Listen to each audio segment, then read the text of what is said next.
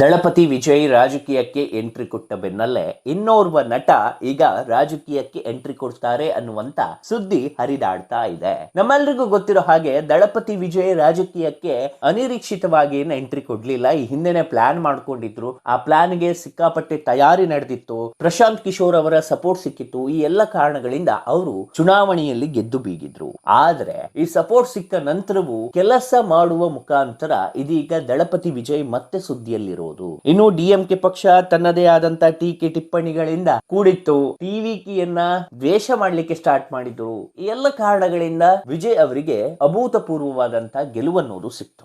ಆದ್ರೆ ಈಗ ಮಾತ್ರ ಬರ್ತಿರುವಂತ ವಿಚಾರ ಏನಂತಂದ್ರೆ ಟಾಲಿವುಡ್ ಸ್ಟಾರ್ ಅಲ್ಲು ಅರ್ಜುನ್ ರಾಜಕೀಯಕ್ಕೆ ಎಂಟ್ರಿ ಕೊಡ್ತಾರೆ ಅನ್ನುವಂತ ವಿಚಾರ ಈಗ ಸಿಕ್ಕಾಪಟ್ಟೆ ಸುದ್ದಿಯಲ್ಲಿದೆ. ಹಾಗಾದ್ರೆ ಅಲ್ಲು ಅರ್ಜುನ್ ಯಾಕೆ ರಾಜಕೀಯಕ್ಕೆ ಎಂಟ್ರಿ ಕೊಡ್ತಾರೆ ಅನ್ನೋದನ್ನ ನಾವು ಗಮನಿಸುವುದಾದ್ರೆ, ಅಲ್ಲು ಅರ್ಜುನ್ ರಾಜಕೀಯಕ್ಕೆ ಎಂಟ್ರಿ ಕೊಡ್ಲಿಕ್ಕೆ ಒಂದು ಬಲವಾದ ಕಾರಣ ಇದೆ. ಆ ಬಲವಾದ ಕಾರಣ ಏನು ಅನ್ನೋದನ್ನ ಈ ಒಂದು ವಿಡಿಯೋದಲ್ಲಿ ನಾನು ನಿಮ್ಗೆ ಹೇಳ್ತೇನೆ. ನೀವಿನ್ನು ನಮ್ಮ ಚಾನೆಲ್ ಅನ್ನ ಸಬ್ಸ್ಕ್ರೈಬ್ ಆಗದಿದ್ದಲ್ಲಿ ಸಬ್ಸ್ಕ್ರೈಬ್ ಆಗಿ, ಹಾಗೆ ಬೆಲ್ ಐಕನ್ ಕ್ಲಿಕ್ ಮಾಡೋ ಮೂಲಕ ನೋಟಿಫಿಕೇಶನ್ ಅನ್ನ ಪಡೆಯಿರಿ. ಚಿತ್ರರಂಗಕ್ಕೂ ರಾಜಕೀಯಕ್ಕೂ ಮೊದಲಿನಿಂದಲೂ ಒಂಥರ ಅವಿನಾಭಾವ ನಂಟು. ನಮ್ಮೆಲ್ಲರಿಗೂ ಗೊತ್ತಿರೋ ಹಾಗೆ ಕರ್ನಾಟಕದಲ್ಲಿ ರೆಬಲ್ ಸ್ಟಾರ್ ಅಂಬರೀಶ್ ಕಾಂಗ್ರೆಸ್ ಸೇರಿ ಕೇಂದ್ರ ಮಂತ್ರಿಯಾಗಿದ್ರು. ಅನಂತ್ನಾಗ್ ಜನತಾದಳದಿಂದ ರಾಜ್ಯದಲ್ಲಿ ಮಂತ್ರಿಯಾಗಿದ್ರು. ಜೊತೆಗೆ ಟಾಲಿವುಡ್ ನ ಎನ್.ಟಿ. ರಾಮರಾವ್ ಎನ್.ಟಿ.ಆರ್. ಅವರು ಅವಿಭಜಿತ ಆಂಧ್ರ ಪ್ರದೇಶ ಹಾಗೂ ಕೊಲಿವುಡ್ ಎಂ.ಜಿ. ರಾಮಚಂದ್ರ ಅವರು ತಮಿಳುನಾಡಿನ ಮುಖ್ಯಮಂತ್ರಿಯಾಗಿದ್ರು. ಇನ್ನು ತೀರಾ ಇತ್ತೀಚೆಗೆ ನಾವು ಗಮನಿಸುವುದಾದ್ರೆ ಪವರ್ ಸ್ಟಾರ್ ಪವನ್ ಕಲ್ಯಾಣ್ ಅವರು ವಿಭಜಿತ ಆಂಧ್ರ ಪ್ರದೇಶದ ಉಪಮುಖ್ಯಮಂತ್ರಿಯಾಗಿದ್ರು. ಹಾಗೂ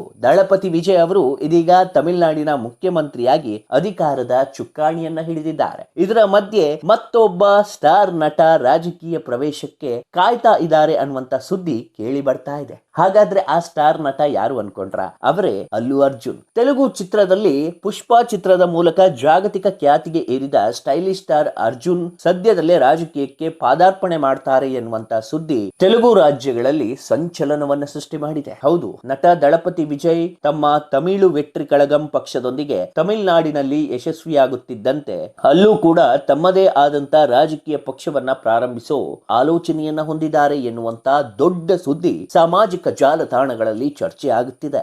ಅದಕ್ಕಾಗಿ ಅಲ್ಲು ಅರ್ಜುನ್ ದೇಶದ ಅತ್ಯಂತ ಯಶಸ್ವಿ ರಾಜಕಾರಣಿ ಹಾಗೆ ತಂತ್ರಜ್ಞ ಎಂದೇ ಖ್ಯಾತಿಯಾಗಿರುವ ಪ್ರಶಾಂತ್ ಕಿಶೋರ್ ಅವರನ್ನ ರಹಸ್ಯವಾಗಿ ಭೇಟಿಯಾಗಿದ್ದಾರೆ ಅನ್ನುವಂತ ಚರ್ಚೆ ರಾಜಕೀಯ ವಲಯದಲ್ಲಿ ಕೇಳಿ ಬರ್ತಾ ಇದೆ. ತಮಿಳುನಾಡಿನಲ್ಲಿ ವಿಜಯ್ ಗೆಲ್ಲಲಿಕ್ಕೆ ಪ್ರಶಾಂತ್ ಕಿಶೋರ್ ಹೇಗೆ ಕಾರಣರಾದವೋ ಅದಕ್ಕೆ ಈಗ ಅಲ್ಲು ಅರ್ಜುನ್ ಅವರು ಅವ್ರ ಬಳಿನೇ ಸ್ಟ್ರಾಟಜಿ ಮಾಡ್ಲಿಕ್ಕೆ ಅಥವಾ ಅವ್ರ ಬಳಿನೇ ಐಡಿಯಾ ಕೇಳಲಿಕ್ಕೆ ಹೋಗಿದ್ದಾರೆ ಅನ್ನುವಂತ ವಿಚಾರ ಕೂಡ ಈಗ ಬರ್ತಾ ಇರುವಂತದ್ದು. ಒಂದು ವೇಳೆ ಅಲ್ಲು ಅರ್ಜುನ್ ರಾಜಕೀಯಕ್ಕೆ ಬಂದು ಬಿಟ್ಟು ಪ್ರಶಾಂತ್ ಕಿಶೋರ್ ಸ್ಟ್ರಾಟಜಿ ಮಾಡಿದ್ರೆ 100% ಅಲ್ಲು ಅರ್ಜುನ್ ಗೆದ್ದೇ ಗೆಲ್ತಾರೆ. ಯಾಕಂತಂದ್ರೆ ಆಂಧ್ರ ಪ್ರದೇಶದಲ್ಲಿ ಅವರಿಗೆ ಚಾಲೆಂಜ್ ಆಗಿರುವುದು ಈಗ ರೇವಂತ್ ರೆಡ್ಡಿ ಮೇಲೆ ಒಂದಿಷ್ಟು ವಿಚಾರಗಳಿದಾವೆ. ಅದೆಲ್ಲವನ್ನ ನೋಡ್ತಾ ಹೋದ್ರೆ ಎಲ್ಲೋ ಒಂದ್ ಕಡೆ ಅಲ್ಲು ಅರ್ಜುನ್ ಒಂದಿಷ್ಟು ಫ್ಯಾನ್ ಬೇಸ್ ಗಳ ವೋಟ್ ಬ್ಯಾಂಕ್ ಗಳನ್ನ ಮಾಡಿಕೊಂಡು ಸ್ಟ್ರಾಟಜಿ ಮಾಡ್ಕೊಂಡು ಗೆಲ್ಲುವಂತ ಎಲ್ಲ ಅವಕಾಶಗಳು ಇದೆ. ಆ ಕಾರಣಕ್ಕಾಗಿ ಅವರು ರಾಜಕೀಯಕ್ಕೆ ಬರುವುದನ್ನ ಟ್ರೈ ಮಾಡ್ತಿದ್ದಾರೆ ಅಂತ ಹೇಳಲಾಗ್ತಿದೆ. ಇನ್ನು ಸಾಮಾಜಿಕ ಜಾಲತಾಣಗಳಲ್ಲಿ ಹರಿದಾಡುತ್ತಿರುವ ಮಾಹಿತಿ ಪ್ರಕಾರ ಅಲ್ಲು ಅರ್ಜುನ್ ಅವರು ತಮ್ಮದೇ ಆದಂತ ರಾಜಕೀಯ ಪಕ್ಷವನ್ನ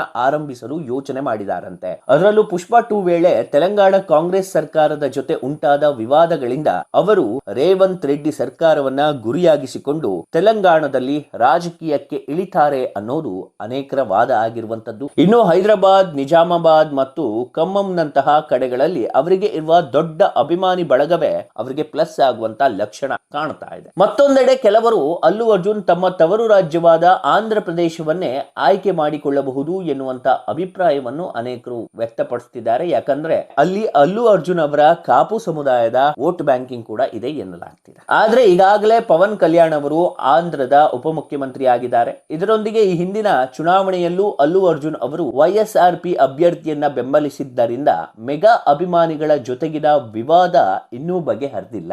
ಇದರಿಂದ ಅವರು ಈಗ ರಾಜಕೀಯಕ್ಕೆ ಬರುವುದು ಕಷ್ಟ ಅಂತ ಹೇಳಲಾಗ್ತಿದೆ. ಒಂದ್ ವೇಳೆ ಬಂದ್ರೂ ಕೂಡ ಆಂಧ್ರವನ್ನ ಫೇಸ್ ಮಾಡ್ಲಿಕ್ಕೆ ಕಷ್ಟ ಆಗಬಹುದು ಅನ್ನೋದು ಕೆಲವರ ವಾದ. ಇನ್ನು ಈ ವಿಚಾರದ ಬಗ್ಗೆ ಅಲ್ಲು ಅರ್ಜುನ್ ಟೀಮ್ ಸದ್ಯಕ್ಕೆ ಆ ಆಲೋಚನೆ ಇಲ್ಲ ಅನ್ನೋ ರೀತಿಯಾಗಿ ಹೇಳ್ಕೊಂಡಿದೆ. ಯಾಕಂತಂದ್ರೆ ಸದ್ಯ ಸಿನಿಮಾದಲ್ಲಿ ಅವರು ಬ್ಯುಸಿ ಆಗಿದ್ದಾರೆ ಅಂತ. ಸೊ ಮುಂದೆ ರಾಜಕೀಯಕ್ಕೆ ಬರುವಂತ ಯೋಚನೆ ಮಾಡಬಹುದು ಅನ್ನುವಂತ ಊಹಾಪೋಹಗಳು ಈಗ ಹರಿದಾಡ್ತಾ ಇರುವಂತದ್ದು. ಹಾಗಾದ್ರೆ ರೇವಂತ್ ರೆಡ್ಡಿ ಮತ್ತೆ ಅಲ್ಲು ಅರ್ಜುನ್ ನಡುವೆ ನಡೆದಿದ್ದೇನು ಅನ್ನೋದನ್ನ ನಾವು ನೋಡೋದಾದ್ರೆ, ಒಂದು ವೇಳೆ ಅವರು ರಾಜಕೀಯಕ್ಕೆ ಬಂದ್ರೆ ಅದಕ್ಕೆ ಕಾರಣವೇ ಆ ಇನ್ಸಿಡೆಂಟ್. ಹೌದು, ರೇವಂತ್ ರೆಡ್ಡಿ ಈ ಹಿಂದೆ ಅಲ್ಲು ಅರ್ಜುನ್ ಅವರನ್ನ ಟಾರ್ಗೆಟ್ ಮಾಡಿದ್ರು. ಯಾಕೆ ಟಾರ್ಗೆಟ್ ಮಾಡಿದ್ರು, ಏನಾಯ್ತು ಅನ್ನೋದನ್ನ ನಾವು ನೋಡೋದಾದ್ರೆ, ಈ ಹಿಂದೆ ಅಲ್ಲು ಅರ್ಜುನ್ ಅವರ ಪುಷ್ಪ 2 ಚಿತ್ರದ ಪ್ರಮೋಷನ್ ವೇಳೆಯಲ್ಲಿ ಕಾಲ್ ತುಳಿತಕ್ಕೆ ಒಳಗಾಗಿ ಓರ್ವ ಮಹಿಳೆ ಸಾವನ್ನಪ್ಪಿದ್ಲು. ಈ ಮಹಿಳೆ ಸಾವನ್ನಪ್ತಾ ಇದ್ದಂತೆ ಈ ಒಂದು ಚರ್ಚೆ ಎಲ್ಲಾ ಕಡೆ ಪ್ರಾರಂಭ ಆಯಿತು. ಯಾಕಂತಂದ್ರೆ ಈ ಸಿನಿಮಾದವರು ರ್ಯಾಲಿ ಮಾಡೋ ಮುಖಾಂತರ ಸೇಫ್ಟಿ ಇರಲ್ಲ, ಈ ಮೂಲಕ ಕಾಲ್ ತುಳಿತಕ್ಕೆ ಒಳಗಾಗಿ ಸಾವನ್ನಪ್ತಾರೆ ಅನ್ನೋ ರೀತಿಯಾಗಿ ಈ ಹಿಂದೆ ಟಿವಿಕೆ ಪಕ್ಷ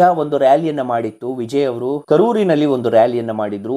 ಆ ರ್ಯಾಲಿಯಲ್ಲಿ ಕಾಲ್ ತುಳಿತಕ್ಕೆ ಒಳಗಾಗಿ 40ಕ್ಕೂ ಹೆಚ್ಚು ಜನ ಸಾವನ್ನಪ್ಪಿದ್ರು. ಈ ವಿಚಾರ ನಿಮ್ಗೆ ಗೊತ್ತಿರೋದೆ. ಇದನ್ನು ಕೂಡ ಡಿಎಂಕೆ ಟಿವಿಕೆ ಪಕ್ಷದ ವಿಜಯ್ ಅವರ ಮೇಲೆ, ದಳಪತಿ ವಿಜಯ್ ಅವರ ಮೇಲೆ ಹಾಕ್ಲಿಕ್ಕೆ ಟ್ರೈ ಮಾಡಿತ್ತು, ಅವ್ರ ಮೇಲೆ ಕೇಸ್ ಮಾಡಿತ್ತು, ಕೋರ್ಟ್ ಕಚೇರಿ ಅಂತ ವಿಜಯ್ ಅವರು ಅಲಿಯುವ ಹಾಗೆ ಮಾಡಿದ್ರು. ಇವರದ್ದು ರಾಜಕೀಯ ಪ್ರಮೋಷನ್, ಅವರದ್ದು ಫಿಲ್ಮ್ ಪ್ರಮೋಷನ್. ಆ ಫಿಲ್ಮ್ ಪ್ರಮೋಷನ್ ವೇಳೆ ಕಾಲ್ ತುಳಿತಕ್ಕೆ ಒಳಗಾಗಿ ಓರ್ವ ಮಹಿಳೆ ಸಾವನ್ನಪ್ಪಿದ್ರು. ಆ ಸಾವನ್ನಪ್ಪಿದ ಸಂದರ್ಭದಲ್ಲಿ ಅಲ್ಲು ಅರ್ಜುನ್ ತುಂಬಾನೇ ಬೇಸರ ಆಗಿತ್ತು. ನಮ್ಮ ಒಂದು ಈ ಪ್ರಮೋಷನ್ ಟೈಮ್ ಅಲ್ಲಿ ಹೀಗಾಯ್ತಲ್ಲ ಅಂತ. ಆ ಮನೆಗೆ ನಾನು ಭೇಟಿ ನೀಡ್ತೇನೆ, ಪರಿಹಾರ ಕೊಡ್ತೇನೆ ಅಂತ ಹೇಳಿ ಒಂದು 25 ಲಕ್ಷ ಪರಿಹಾರ ಹಾಗೆ ಭೇಟಿ ನೀಡಿ ಸಾಂತ್ವನವನ್ನು ಕೂಡ ಮಾಡಿದ್ರು. ಆದ್ರೆ ಈ ರೇವಂತ್ ರೆಡ್ಡಿ ಅವರು ಏನ್ ಮಾಡಿದ್ರು ಅಂತಂದ್ರೆ, ಈ ಒಂದು ಕಾಲ್ ತುಳಿತಕ್ಕೆ ಕಾರಣ ಅಲ್ಲು ಅರ್ಜುನ್ ಅವರ ಸೆಕ್ಯೂರಿಟಿ ಗಾರ್ಡ್ಗಳು ಪ್ರಿಕಾಷನ್ ಅನ್ನ ತಗೊಂಡಿರ್ಲಿಲ್ಲ, ಪೊಲೀಸ್ ವ್ಯವಸ್ಥೆ ಭದ್ರತೆಯನ್ನ ತಗೊಂಡಿರ್ಲಿಲ್ಲ, ಬೌನ್ಸರ್ಸ್ ಗಳು ಅವರನ್ನ ಭದ್ರತೆಯಿಂದ ನೋಡ್ಕೊಳ್ಳೋ ಹಾಗೆ ಮಾಡಿಲ್ಲ. ಹಾಗಾಗಿ ನಾವು ಇದರ ಬಗ್ಗೆ ಕಾನೂನು ಕ್ರಮವನ್ನ ಕೈಗೊಳ್ಳುತ್ತೇವೆ ಅಂತ ರೇವಂತ್ ರೆಡ್ಡಿ ಅವರು ತೀರ್ಮಾನ ಮಾಡಿಬಿಡ್ತಾರೆ. ಅದಾದ ನಂತರ ಅಲ್ಲು ಅರ್ಜುನ್ ಅವರ ಅರೆಸ್ಟ್ ಆಗುತ್ತೆ, ಒಂದು ದಿನ ಜೈಲಿಗೆ ಹೋಗಿ ಬರ್ತಾರೆ. ಇದೆಲ್ಲ ಆದ ನಂತರ ರೇವಂತ್ ರೆಡ್ಡಿ ಮೇಲೆ ಟಾಲಿವುಡ್ ಇಂಡಸ್ಟ್ರಿ ಸಿಕ್ಕಾಪಟ್ಟೆ ಗರಂ ಆಗಿರುತ್ತೆ. ಯಾಕಂತಂದ್ರೆ ಓರ್ವ ನಟನನ್ನ ಅರೆಸ್ಟ್ ಮಾಡಿದ್ರಿ, ಅದರ ಜೊತೆ ಒಂದಿಷ್ಟು ಮಾತುಗಳನ್ನು ಆಡಿದ್ರು, ಇನ್ನು ಪ್ರಿಕಾಷನ್ ಅನ್ನ ತೆಗೆದುಕೊಳ್ಬೇಕು, ಈ ತರ ರ್ಯಾಲಿಗೆಲ್ಲ ನಾನು ಅವಕಾಶ ಕೊಡಲ್ಲ ಅಂತ. ಅದೆಲ್ಲ ಓಕೆ, ರೇವಂತ್ ರೆಡ್ಡಿ ಸಿಎಂ ಮಾಡಿದ್ದು ಓಕೆ. ಆದ್ರೆ ಏನೂ ತಪ್ಪು ಮಾಡದ ಅಲ್ಲು ಅರ್ಜುನ್ ಅನ್ನ ಅರೆಸ್ಟ್ ಮಾಡಿದ್ ಯಾಕೆ ಅನ್ನುವಂತ ಚರ್ಚೆ ಅವರ ಫ್ಯಾನ್ಸ್ ಗಳು ಕೇಳಿದ್ರು, ಟಾಲಿವುಡ್ ಕೇಳಿತ್ತು. ಈ ವಿಚಾರವಾಗಿ ಟಾಲಿವುಡ್ ಗರಂ ಕೂಡ ಆಗಿತ್ತು. ನಂತರ ಅದಕ್ಕೆ ಪ್ರತಿಕ್ರಿಯಿಸಿದಂತ ಅಲ್ಲು ಅರ್ಜುನ್ ಅವರು, ಇದೊಂದು ಆಕಸ್ಮಿಕ ಘಟನೆ, ಯಾರೋ ಮಾಡ್ಬೇಕಂತ ಮಾಡಿರೋ ಘಟನೆ ಅಲ್ಲ, ಕೋಇನ್ಸಿಡೆಂಟ್ಲಿ ಆಗಿದ್ದು, ಇದರಲ್ಲಿ ನನ್ನ ಪಾತ್ರ ಏನೂ ಇಲ್ಲ, ಆದ್ರೆ ಇದನ್ನ ನನ್ನ ಮೇಲೆ ಹೊರಿಸುವಂತ ಪ್ರಯತ್ನ ಮಾಡಿಸಿದ್ದಾರೆ ಅಂತ ಹೇಳಿಕೆಯನ್ನು ಕೂಡ ಕೊಟ್ಟಿದ್ರು. ಅದರ ನಡುವೆ ಏನಾಯ್ತು, ಈ ಟಾಲಿವುಡ್ಗೂ ಮತ್ತು ಸರ್ಕಾರಕ್ಕೂ ಒಂದು ಸಣ್ಣ ಕ್ಲಾಶ್ ಆದಂಗೆ ಆಯ್ತು ಈ ಒಂದು ಇನ್ಸಿಡೆಂಟ್ ನಿಂದ. ಅದನ್ನ ಪ್ಯಾಚ್ ಅಪ್ ಮಾಡ್ಲಿಕ್ಕೆ ರೇವಂತ್ ರೆಡ್ಡಿ ಅವರು ಸಭೆಯನ್ನ ಕರೆದಿದ್ರು.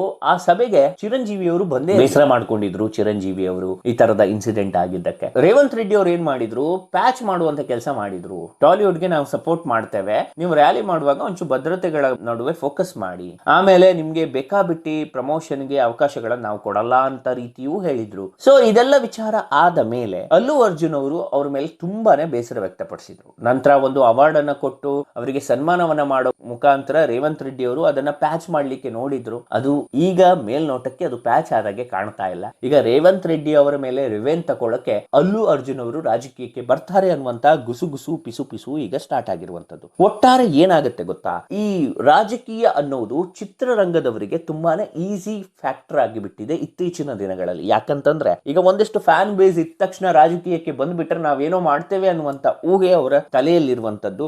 ಆದ್ರೆ ಒಳ್ಳೆ ರೀತಿಯ ಸ್ಟ್ರಾಟಜಿ ಮಾಡಿ ಬಂದ್ರೆ ಇದು ಪಾಸ್ ಆಗುತ್ತೆ ಅನ್ನೋದಕ್ಕೆ ತುಂಬಾ ಸಾಕ್ಷಿಗಳು ಈಗ ನಮ್ಮ ಕಣ್ಮುಂದೆಯೇ ಇರುವಂತದ್ದು. ವಿಜಯ್ ಅವರು ನೋಡಿ ಒಳ್ಳೆ ರೀತಿಯಾಗಿ ರಾಜಕೀಯವನ್ನ ಮಾಡ್ತಾ ಇದ್ದಾರೆ. ಒಬ್ಬ ಫಿಲ್ಮ್ ನಟ ಏನ್ ಮಾಡ್ತಾನೆ ಅಂತ ತುಂಬಾ ಕ್ವಶನ್ ಮಾಡಿದ್ರು, ಈಗ ಏನ್ ಮಾಡ್ತಾನೆ ಅನ್ನೋದನ್ನ ಮಾಡಿ ತೋರಿಸ್ಬಿಟ್ಟಿದ್ದಾರೆ. ಸೊ ನಾನು ಹಾಗೆ ಹೇಳ್ತಾ ಇರುವಂತದ್ದು, ಇವರು ರಾಜಕೀಯಕ್ಕೆ ಬರ್ತಾರೆ ಅಂತಂದ್ರೆ ಪ್ರೀ ಪ್ಲಾನ್ ಮಾಡಿ ಬರ್ಲಿ. ರೇವಂತ್ ರೆಡ್ಡಿ ಜೊತೆ ರಿವೆಂಜ್ ತಕೊಳ್ಳಕ್ಕೆ ರಾಜಕೀಯಕ್ಕೆ ಬರೋದು ಒಳ್ಳೇದಲ್ಲ. ಯಾಕೆ ಕೇಳಿದ್ರೆ, ಈಗ ಒಬ್ಬ ವ್ಯಕ್ತಿ ನಮ್ಗೆ ವಿರುದ್ಧವಾಗಿದ್ದಾರೆ, ವೈರಿಯಾಗಿದ್ದಾರೆ ಅಂತಂದ್ರೆ ಅವ್ರು ರಿವೆಂಜ್ ತಕೊಳ್ಬೇಕು ಅಂತಂದ್ರೆ ರಾಜಕೀಯಕ್ಕೆ ಬರ್ತಾರೆ ಅಂತಂದ್ರೆ ಇದು ಒಂಥರ ಬಂಡ ಧೈರ್ಯನ ಅಂತ ಹೇಳ್ಬಹುದು. ಒಂದ್ ವೇಳೆ ಬಂದ್ರೆ ಮಾತ್ರ ಒಳ್ಳೇದಾಗಬಹುದೇನು. ಯಾಕೆ ಕೇಳಿದ್ರೆ ಅಲ್ಲು ಅರ್ಜುನ್ ಒಳ್ಳೆಯ ನಟ, ಹಾಗಾಗಿ ಅವರಿಗೆ ಫ್ಯಾನ್ ಬೇಸ್ ಇರೋದ್ರಿಂದ ಆದಷ್ಟು ಬೇಗನೆ ವೋಟ್ ಬ್ಯಾಂಕಿಂಗ್ ಮಾಡೋದಷ್ಟು ಕಷ್ಟ ಆಗ್ಲಿಕ್ಕಿಲ್ಲ. ಇನ್ನು ಪ್ರಶಾಂತ್ ಕಿಶೋರ್ ಅವರು ಸ್ಟ್ರಾಟಜಿ ಮಾಡಿಬಿಟ್ರೆ ಅಲ್ಲಿಗೆ ಅಲ್ಲು ಅರ್ಜುನ್ ಅರ್ಧ ಕೆಲಸ ಮುಗ್ದಂತೆ. ಯಾಕೆ ಕೇಳಿದ್ರೆ ಹಿಂದೆ ದಳಪತಿ ವಿಜಯ್ ವಿಚಾರದಲ್ಲೂ ಸ್ಟ್ರಾಟಜಿ ಮಾಡಿದ್ದು ಪ್ರಶಾಂತ್ ಕಿಶೋರ್. ಹಾಗಾಗಿ ನಾನೇನ್ ಹೇಳ್ತಾ ಇರೋದು ಅಂತಂದ್ರೆ, ಪ್ರಶಾಂತ್ ಕಿಶೋರ್ ಅವರ ಈ ಮೊಮೆಂಟಮ್ ಏನಿದೆ ಅದು ತುಂಬಾನೇ ಖುಷಿಯನ್ನ ಕೊಡುತ್ತೆ. ಪ್ರಶಾಂತ್ ಕಿಶೋರ್ ಅವರು ತಾನು ಬೆಳೆಯುವುದಲ್ಲದೆ ಇನ್ನೊಬ್ಬರನ್ನ ಬೆಳೆಸುವಂತ ಕೆಲಸ ಮಾಡ್ತಾರೆ. ನೋಡಿ ಈಗ ಟಿವಿಕೆ ವಿಜಯ್ಗೆ ಎಷ್ಟು ಪ್ಲಸ್ ಆಯ್ತು ಅದರಿಂದ. ಅದೇ ರೀತಿ ಪ್ರಶಾಂತ್ ಕಿಶೋರ್ ಜೊತೆ ಈಗ ಅಲ್ಲು ಅರ್ಜುನ್ ಕೂಡ ಮೀಟಿಂಗ್ ಮಾಡಿದ್ದಾರೆ ಅನ್ನೋ ವಿಚಾರ ವ್ಯಕ್ತವಾಗ್ತಾ ಇರೋದು ಎಲ್ಲೋ ಒಂದ್ ಕಡೆ. ಇನ್ನೊಂದು ಬ್ರೇಕಿಂಗ್ ನ್ಯೂಸ್ ಬರುವಂತ ಎಲ್ಲ ಅವಕಾಶಗಳಿದೆ. ಅಲ್ಲು ಅರ್ಜುನ್ ಅವರು ರಾಜಕೀಯಕ್ಕೆ ಎಂಟ್ರಿ ಕೊಡುವಂತ ಎಲ್ಲ ಅವಕಾಶ ಮೇಲ್ನೋಟಕ್ಕೆ ಕಾಣ ಸಿಗ್ತಾ ಇರುವಂತದ್ದು. ಅವರು ಪ್ರಶಾಂತ್ ಕಿಶೋರ್ ಅವರನ್ನ ಭೇಟಿಯಾಗಿದ್ದಾರೆ ಅಂತಂದ್ರೆ ಅದು ರಾಜಕೀಯ ಚರ್ಚೆ ಆಗಿರುತ್ತೆ ಹೊರತು ಪರ್ಸನಲ್ ಚರ್ಚೆ ಅಂತೂ ಆಗಿರ್ಲಿಕ್ಕಿಲ್ಲ.